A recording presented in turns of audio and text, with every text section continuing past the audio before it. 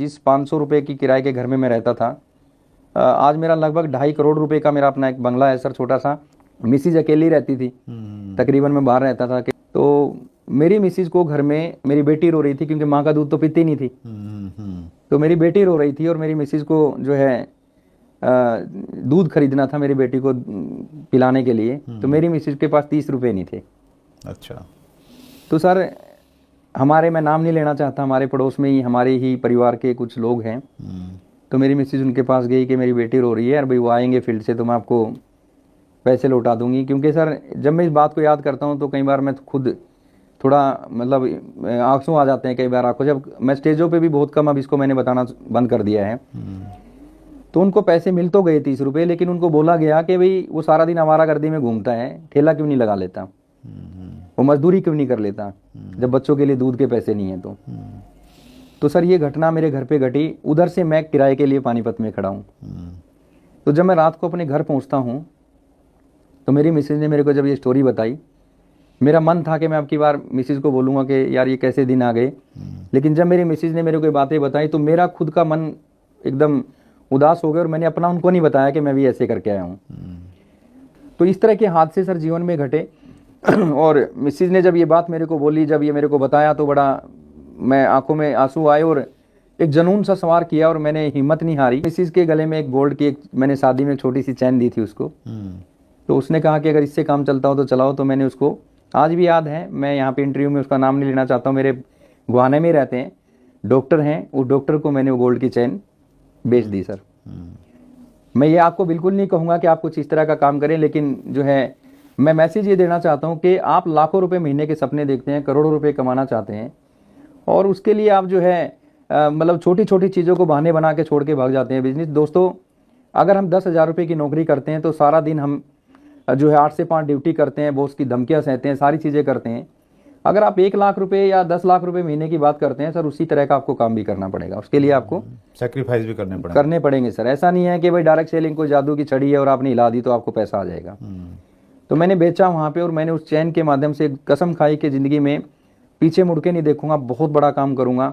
उस कहानी ने सर मेरी ज़िंदगी को बदल के रख दिया कि इस तरह की ज़िंदगी मेरे को नहीं जीनी। तो सर जुनून के साथ काम किया और करते करते करते करते एक अच्छा मेरा कुछ चेक आया, जो है 5-4 हज़ार रुपये का भी आया, फिर 10,000, 15,000, 21,000, और मैं इस तरीके से बढ़ता गया। और जो गड्ढे खुदे हुए थे, जो कर्जा था मेरे ऊपर, वो उतारा और आगे बढ़ते बढ़ते जो है मेरा हाई जो है बहुत आगे तक गया। और मैं लगभग 1-1.5 लाख रुपए की इनकम या 80-90 हज़ार रुपये की इनकम मेरे को डायरेक्ट सेलिंग में आने लगी, जहाँ पे मैं काम करता था। लेकिन फिर मेरी ज़िंदगी में एक हादसा हुआ। जी, डायरेक्ट सेलिंग में मैं काम करता हूँ, वहाँ के नियम कानून बहुत सख्त है, मजबूत हैं, और होने भी चाहिए सर, क्योंकि हम फ्यूचर की बात करते हैं, हम पीढ़ियों की बात करते हैं। जब तक हमारे नियम कानून अच्छे नहीं होंगे तो फिर कैसे विश्वास लोगों का होगा। तो वहाँ पे मेरे एक बहुत क्लोज फ्रेंड थे, एक अच्छे लेवल पे थे, उसने कुछ गलतियाँ की और उसमें कहीं ना कहीं उस मामले के अंदर मेरा नाम भी शामिल हो गया। अच्छा। और जी डायरेक्ट सेलिंग में मैं काम करता हूँ सर, मेरे को वहाँ से जो है टर्मिनेट कर दिया गया बिजनेस। और मेरा बिजनेस बिल्कुल जीरो पे, मतलब लगभग जीरो पे ही था। तो फिर मैंने डिसीजन लिया कि अब मैं नहीं करूँगा। आईडी खुलने के बाद आपने डिसाइड किया कि अब काम नहीं करना है? जी सर, मैंने डिसीजन लिया कि अब काम नहीं करेंगे। और जब मैंने डिसीजन लिया तो फिर मेरी मिसिज ने मेरे को मोटिवेट किया। मेरी मिसिज को भी बहुत मोहब्बत थी उस कॉन्सेप्ट से जिसमें हम जुड़े हुए थे। उसने कहा कि खान, 1 मिनट शांत हो, सोचो। जब हमने इसको शुरू किया तो हम अकेले थे, ट्राई करके देखो 5-10 तो बचे होंगे। काम करना रात दिन। फिर मैंने एक डिसीजन को चेंज कर दिया दूसरे ग्रुप में। अच्छा। कि अब मैं उन लोगों को कुछ मैसेज देना चाहता हूँ जिन लोगों ने मेरे साथ ये घटना घटी है। उसमें कई लोग थे, हो सकता है सर उस समय के हिसाब से सारी चीज़ें। तो मैंने काम करना शुरू किया, रात दिन मेहनत की। मैं बिजनेस में बहुत स्पीडली काम किया, रात दिन मेहनत की। और उसमें सबसे बड़ा रोल जो रहा, वो बहुत सारी चीज़ें रहेंगी, आगे बताऊंगा मैं आपको उसमें। तो मैं इस बिज़नेस में फिर दोबारा से उठा, अपने लेवलों को मेंटेन किया। और आज इस बिज़नेस में, उस कॉन्सेप्ट में मैं एक ऐसे लेवल पे हूँ जिसमें टॉप 10 में मेरे ख्याल से होंगे टॉप 10 में कुछ नाम आते हैं, उनमें मेरा भी एक नाम आता है सर। ग्रेट। और मैं यहाँ तक आज जिस 500 रुपये की किराए के घर में मैं रहता था, आज मेरा लगभग 2.5 करोड़ रुपए का मेरा अपना एक बंगला है सर, छोटा सा।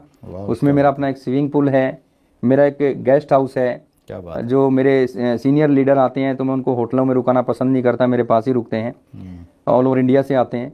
मेरा एक 250-300 लोगों का एक मीटिंग कॉन्फ्रेंस हॉल है, सब घर में सब घर में मैंने बना रखा है सर।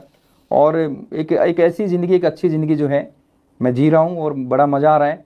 आज मेरे को कोई गिला शिकवा नहीं है किसी से। उस समय का जो समय की बात थी, उस समय हमने समय के साथ उसको छोड़ा, लेकिन उस समय पे मैं एक रॉयल्टी अचीवर हुआ करता था, और जो मेरे साथ हादसा हुआ वो लोग स्टार रूबी या रूबी के लेवल पे हुआ करते थे। तो मैं रॉयल्टी अचीवर से निकल के जो है वहां तक पहुंचा सर। ग्रेट। और आज वो लोग भी मेरे अच्छे दोस्त हैं सर, मैं उनसे बहुत कुछ सीखता हूँ। बहुत बहुत इंस्पायरिंग है साउद्दीन जी आपकी कहानी। और